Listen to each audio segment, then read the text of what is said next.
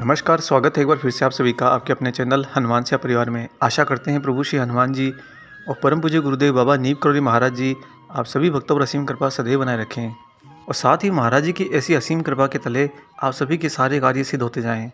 बाबा नीम करोली महाराज स्वयं हनुमान ही है।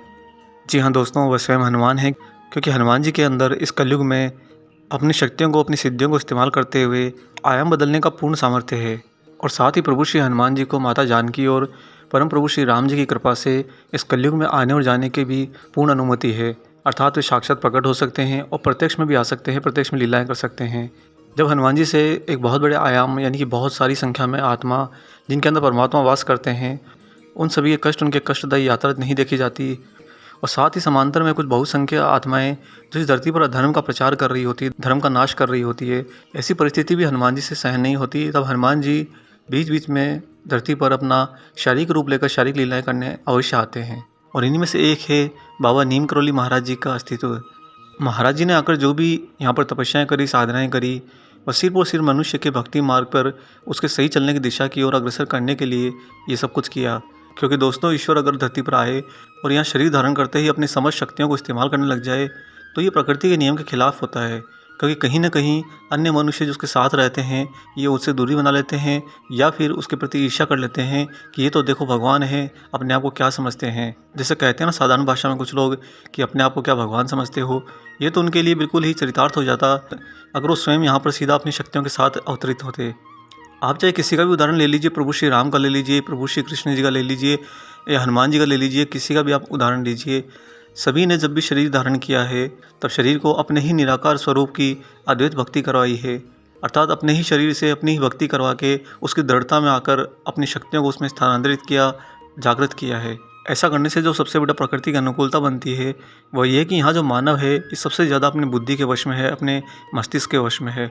और इसी भ्रम में मनुष्य यहाँ पर छोटा बड़ा, कम ज़्यादा, दुख सुख ये सब गणना करता रहता है। और जब ईश्वरीय तत्व एक मानव शरीर में अवतरण लेते हैं और यहाँ आकर बिल्कुल साधारण जीवन जीते हैं और साथ ही फिर साधना करते हैं, तपस्या करते हैं और अपने परम शक्तियों को जागृत करते हैं, तो अन्य सारे मनुष्यों का जो झुंड है, जो समूह है, वो ये देखता है कि हाँ, हम भी ईश्वर की तरफ जा सकते हैं, हम भी ईश्वरीय तत्व को पा सकते हैं। और यही एक कारण होता है जिससे लोगों में ईश्वर के प्रति लगन लग जाती है। चाहे वो एक झूठी लगन, ईश्वर को पाने की लगन ही सही, लेकिन है तो ईश्वर की ओर ना। जो कुछ भी ईश्वर की ओर जाता है वह ईश्वरमय हो जाता है। क्योंकि दानव मानव तो सिर्फ इस धरती का खेल है। ईश्वर की ओर से देखोगे तो दोनों के दोनों ईश्वर के अंदर ही समाहित होते हैं। ऐसा कोई दानव नहीं है जो नष्ट होकर अपने आप हवा में विलीन हो गया हो। सारे दानवों का अंत जब होता है तब वो अपने प्रभु, अपने ईश्वर के ही श्री चरणों में जाते हैं, उन्हीं के अंदर समाहित होते हैं। और लौट कर आते हैं कि ईश्वरीय शक्तियाँ जब धरती पर अवतरण लेती है, एक मानवीय शरीर धारण करती है, तो उसके बाद उनके पास में क्या सामर्थ्य होता है और वो इस प्रकृति के आयाम के साथ किस तरह से अपना संतुलन बनाते हुए ईश्वरीय लीलाएं करते हैं। इनमें महाराज जी के प्रति जो सबसे बड़ी आयाम पाया गया वह ये कि महाराज जी एक तो कण कण में व्यास हैं, घट घट में व्यास हैं। दूसरा, महाराज जी और आपका आयाम भिन्न नहीं है। अर्थात आप जीवन में जो कल, आज और परसों जी रहे हो, ये तीनों के तीनों आयाम महाराज जी के साथ समांतर हैं। अर्थात महाराज जी इन तीनों आयाम में एक साथ विद्यमान होते हैं। यही कारण है कि महाराज जी आपका भूत, भविष्य, वर्तमान सबको जानते हैं। और महाराज जी का जो दूसरा आयाम सबसे मुख्य है वह यह है कि महाराज जी इस शारीरिक बंधन से परे हैं। अर्थात महाराज जी शरीर रहते हुए भी लीलाएं करते हैं और शरीर त्यागने के बाद भी लीलाएं करते हैं। और शरीर त्याग कर कहीं और शरीर धारण भी कर लेते हैं, लेकिन किसी को पता नहीं चलता। ये सब कुछ महाराज जी का प्रत्यक्ष अप्रत्यक्ष चलता रहता है। क्योंकि दोस्तों, बाबा तो वायु हैं और वायु पवन पुत्र वीर हनुमान का अपना ही अस्तित्व है।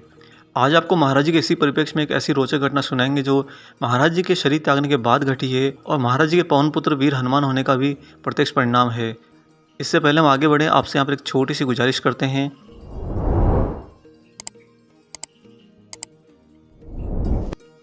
आइए अब ले चलते हैं आपको महाराज जी की इस बहुत ही अलौकिक और दिव्य घटना पर। यह घटना है सन 1983 के अप्रैल महीने की। बुलंदशहर के पुलिस अधीक्षक श्री जी.एल. शाह अपनी पत्नी के साथ अल्मोड़ा गए हुए थे और एक दिन संध्याकालीन के समय वे अल्मोड़ा से नैनीताल की ओर रवाना हुए। अभी सफ़र तय करते हुए अल्मोड़ा से कुछ ही दूरी पर वे गए होंगे कि अचानक से उनकी गाड़ी के ब्रेक फेल हो गए। तब श्री शाह को नीचे उतरना था, परंतु गाड़ी को नियंत्रित करना बहुत मुश्किल हो रहा था। ऐसा प्रतीत होता था कि वह किसी भी मोड़ पर सामने से आ रही किसी भी गाड़ी से टकरा सकती है। इस बहुत ही विचित्र और भयावह स्थिति के अंदर श्री शाह के माथे पर पसीना आ गया। साथ बैठी पत्नी को उन्होंने बात नहीं बताई, अन्यथा वह भी प्राण जाने के संकट से घबरा उठती। काफ़ी प्रयास करने के बाद भी जब कोई सफलता नहीं मिल रही थी, तब अंत में श्री शाह ने इस भयावह स्थिति के अंदर यही सोचा कि गाड़ी को बगल में पहाड़ी से लड़ाकर रोक दिया जाए। और बिल्कुल ऐसी उत्तेजक स्थिति के अंदर जब उनकी गाड़ी पहाड़ी रास्तों से दौड़ती जा रही थी, तभी अचानक रास्ते में वो जगह आई जहाँ पर काकड़ी घाट है। जब काकड़ी घाट की तलहटी में बाबा के मंदिर के सामने से उनकी गाड़ी गुजर रही थी तो उनकी पत्नी ने अचानक एक साधु को सड़क के किनारे खड़े देखा। उन्होंने ये भी देखा कि वह साधु उनकी ओर हाथ उठाए हुए खड़ा है और उन्हें देख रहा है। चूँकि वहाँ पर सड़क में ढलान कम थी, अतः श्री शाह ने जब गाड़ी बगल के पहाड़ से लड़ानी चाही तो गाड़ी का एक्सल टूट गया और गाड़ी स्वतः ही अपने आप रुक गई। तत्पश्चात श्री शाह पास की एक दुकान के पास गाड़ी खड़ी करके एक ट्रक द्वारा नैनीताल लौट गए। नैनीताल में जिस परिवार के पास वे ठहरे थे उसने महाराज जी का एक चित्र टांग रखा था। श्री शाह की निगाह जब उस चित्र पर पड़ी तो वे जानकर हैरान रह गए कि यह चित्र उसी व्यक्ति का था जिसे उन्होंने काकड़ी घाट में हाथ उठाए वधस्त की मुद्रा में खड़े देखा था। अर्थात अपने मित्र के यहाँ पर महाराज जी का चित्र देखकर उन्हें ज्ञात हुआ कि ये तो स्वयं बाबा नीम करौली जी हैं और इन्होंने शरीर त्याग दिया है। परंतु हाल ही की ताज़ा घटना में उन्होंने काकड़ी घाट पर महाराज जी को खड़े हुए और अपना हाथ उठाए हुए जैसे कि वो सब कुछ अपने नियंत्रण में करे बैठे हैं, बिल्कुल उसी मुद्रा के अंदर उन्होंने उनके दर्शन किए थे। वहाँ पर मित्र के परिवार के लोगों से जब उन्होंने चर्चा करी तो पता चला कि यह चित्र अलौकिक शक्ति से संपन्न अमर बाबा नीम करौली जी का है, जिन्होंने 9 साल पहले ही शरीर त्यागा था।